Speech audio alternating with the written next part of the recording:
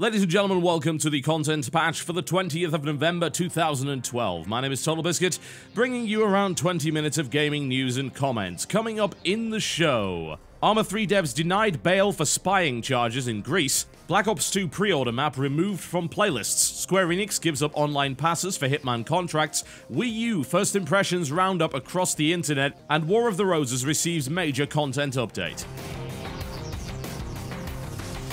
Greece has a number of problems at the moment. I think everyone has realized that.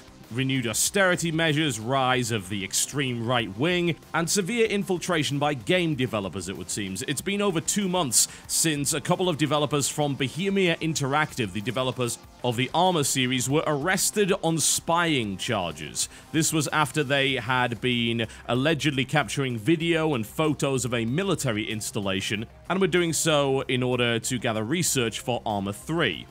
Unfortunately, they have now had their appeal against the charges denied, and bail has been refused. What this means is they could actually face up to 20 years in prison on charges of espionage. There are also reports the conditions in the prison are nothing short of abysmal. They're in a cell with over 25 other people, and they supposedly sleep on the ground, being given food twice a day. The situation is getting worse, with the mother of Ivan Bukta, one of the 2 developers currently incarcerated, saying that our boys no longer tell us on the phone that it's all right and that they're handling it. It appears that the 2 are getting more and more desperate as time goes on, and honestly, who can actually blame them? Now, some of you might be thinking, it's fairly easy to say, oh, yeah, right, okay, well, they took photos of a military installation, that was a particularly stupid thing, right? Well, no, not really. However, the story is somewhat more murky than either extreme would indicate. To start with, it seems that they were taking photos of scenery, and 7 of the photos out of 250 had some kind of military object in the background.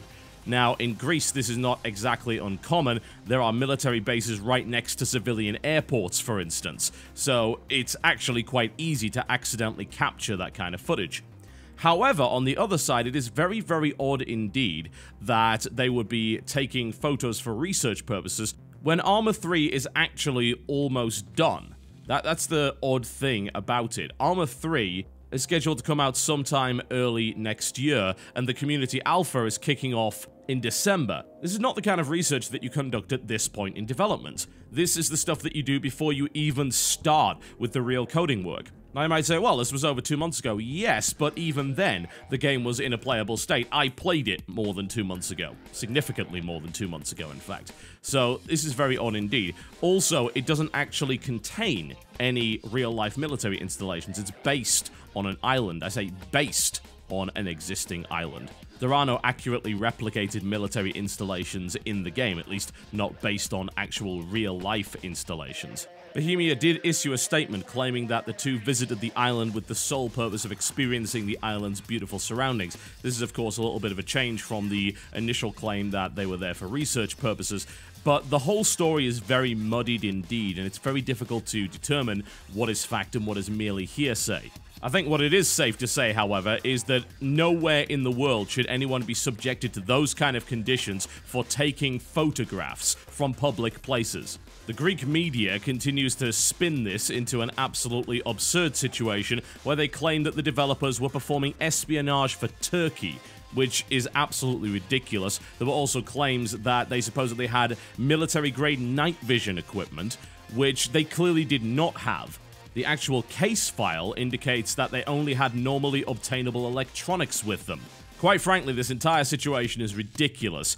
So, is there anything you can do about it? Well, there is a website dedicated to helping these guys out, and Bohemia is very much pushing people to sign a petition in order to assist in pressuring the Greeks to actually do something about this. You can head over to helpivanmartin.org. That's helpivanmartin.org if you wish to read more about the case and try and sign the petition. You are also able to send your EU representative a letter if you so desire, as well as discuss this particular story and get more information on the overall case. Treyarch have landed themselves in a little bit of hot water with their player base after they removed access to the Nuketown 2025 24/7 playlist after only 6 days.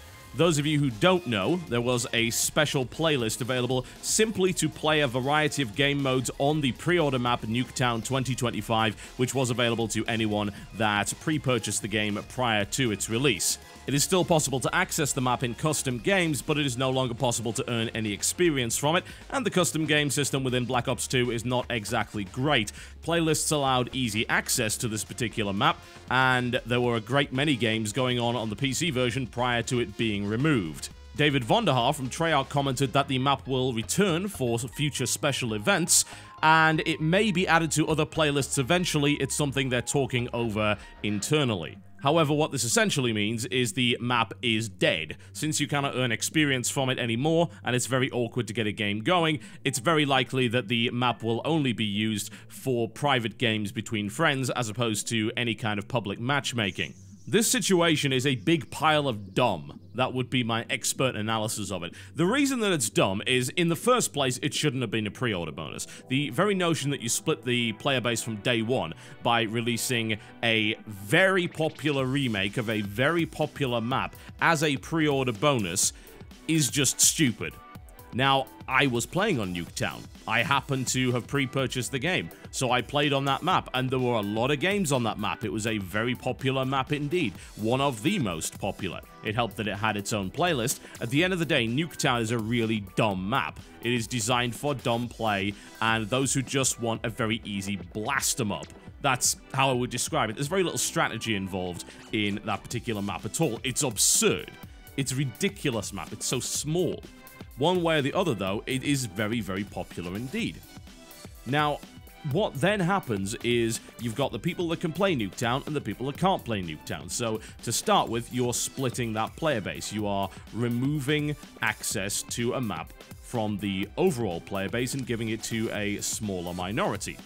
What that means is you take players away from the main player base because they're playing Nuketown, which other people can't access. What you then do is this ridiculous bait and switch. You take that map away. So the people that pre-ordered your game, who pre-ordered it in order to get the map and essentially supported you as a company, are getting shafted after 6 days. The very notion is ridiculous. This thing was labeled Nuketown 24/7, 365 days of the year. We never close, except after 6 days we closed. The player base split was bad enough. This is just adding insult to injury. Now everyone is annoyed. It's not like you're giving access to the people that didn't have it, and you're essentially taking away the only meaningful and worthwhile access to those that did. What is wrong with you? I cannot imagine. Surely this will be changed. I would hope that this will be rescinded one way or the other. I don't personally mind all that much, because again, it's a dumb map. I will happily play on other maps when I play Black Ops. But this is a stupid situation. It also demonstrates just how awful the playlist system really is, because the playlist system gives an unprecedented amount of control to the developer. It allows them to completely change the player habits, essentially social engineering. And that is not the kind of control a developer should have. That is up to the player base. If they like a map, then they will play on it, and they should have the means to do so. A proper server browser would allow this to happen, but of course, Black Ops 2 does not actually have one of those, even though everything is in fact played on Treyarch dedicated servers. I don't mind the playlist system being there as long as there is also a way to publicly access an XP-generating game via a server browser. If I just want to play on one particular map, and I want to play one particular mode, then I should be able to find a server that does that. However, the game does not have the means to do so. You are essentially forced through a preset determined rotation of maps, as well as a preset determined rotation of game types in certain situations. Think about how absurd this is for a second. What would happen if there were no Dust 24/7 servers for Counter-Strike? It's just ridiculous. It's an absurd notion. That would never happen. And yet, of course, in Black Ops, they don't have any means to stay on one particular map, unless of course you happen to use the custom game system, which is nowhere near as good and doesn't earn you any experience anyway. So a big screw up there from Treyarch. We'll see what happens in the next few days as to whether or not they rectify it or decide to stick to their guns. Hopefully the ideal solution would be reinstate it and give it to everyone. Community split solved. Goodwill gesture, everyone forgives you. Maybe.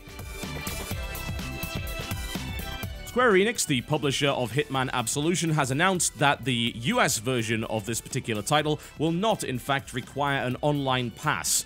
It was planned to use the online pass system in order to lock out the contracts mode for those who had not purchased a new copy.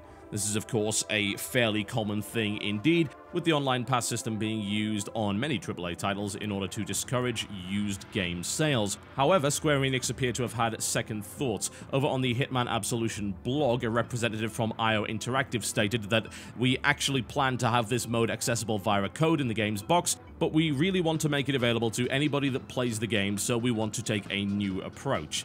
The interesting thing being, of course, this is nowhere near a new approach at all. It's a very old approach. It's called sell the game in the box, and people get everything that is on the disc in the box. And that's pretty much about it.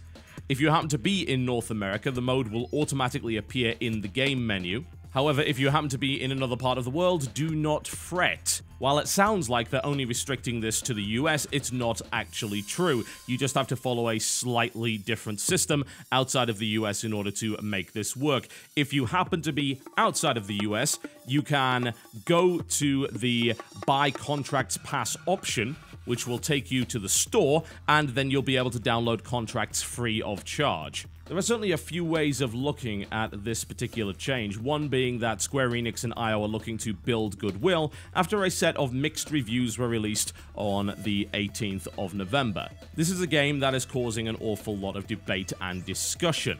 It has had a number of positive reviews. It has also had a number of middling reviews and a couple of scathing reviews, one in particular from Rock Paper Shotgun that claimed that the game was nowhere near the standards of Hitman Blood Money and even recommended that people reinstall and play that game instead if they wanted to know what a Hitman game was all about. However, it is receiving strong reviews from sites that can very much be trusted, including Giant Bomb, that gave it a 4-star out of 5 rating. Destructoid also gave it 85, as did Polygon. And in fact, the only truly scathing review with a rating was from Big Pond Game Arena, who have had some rather questionable review scores in the past, including a rather pitiful 45 for Heavy Rain and Rage. Also, they hated Ninja Blade, which means that they hate fun, and possibly also America. The cynical side of me, which I might add is rather large, pompous, and fairly hideous, is of the opinion that this is designed to give a little bit of positive PR spin to the release of this particular title. It is certainly not out of the ordinary to do something like this so close to launch, and it does perhaps take just a little bit of the heat off of Square Enix and IO Interactive.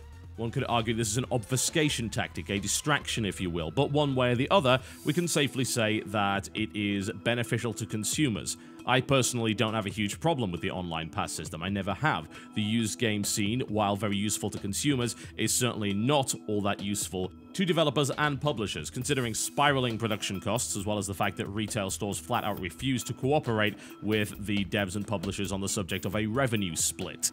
Anyway, regardless of the reasons why, it could potentially trigger a change in attitude from the industry in general. Or alternatively, it could merely be an isolated incident. One way or the other, if there was one area that I would really want improvement from when it came to the attitudes of publishers, this would be far from it. It's not something that I really consider all that important, but my perspective is different, bearing in mind I am primarily a PC gamer and don't purchase used games on console when I purchase console games in general, which is fairly rare. Reports coming in from various gaming outlets across the internet as regards to the Wii U launch, with impressions coming thick and fast from every possible quarter. And impressions are very much mixed. Some of the biggest concerns appear to be the battery life and simplistic nature of the Wii U controller, reporting that batteries can last as little as 3 hours in between charges, and that the resistant touchscreen is not multi-touch compatible and can be quite difficult to operate with your fingers if you want to drag things around on the screen. This is particularly relevant for the supposed system seller ZombiU, arguably the strongest third-party title to be released on launch with the Wii U, making the inventory management a little bit more difficult than it should be using your fingers rather than the included stylus. This has actually been pointed out as a fairly major user interface issue with the title, and reviews are coming in that are mixed on the subject. Some people seem to really like it, some people not so much. There are also reports that some of the games ported to the system do not in fact run all that well, with reports of Batman Arkham City running in places at a rather paltry 15 frames a second. Other outlets also criticized the rather huge 5GB update for the system, which was required firmware downloading as soon as you plug the damn thing in. Among a myriad of other minor concerns include that the Pro controller is not compatible with Virtual Console games, and that it takes about a minute to reboot the Wii U into Wii mode if you wish to play Wii games. So a bit of a rocky start for the new system, honestly, which is not entirely surprising. In fact, it appears to be part of the course.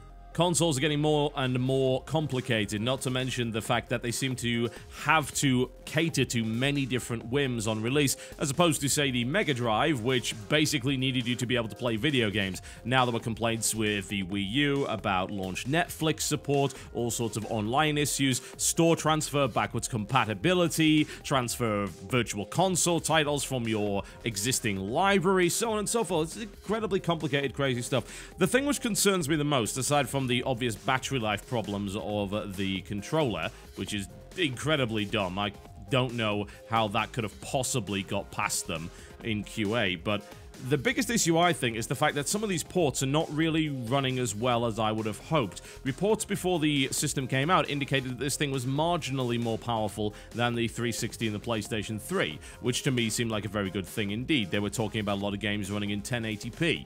Proper 1080p, but as it turns out, that really doesn't seem to be happening. A lot of these ports are running worse than they otherwise would on the existing systems, which are, of course, 7 to 8 years old.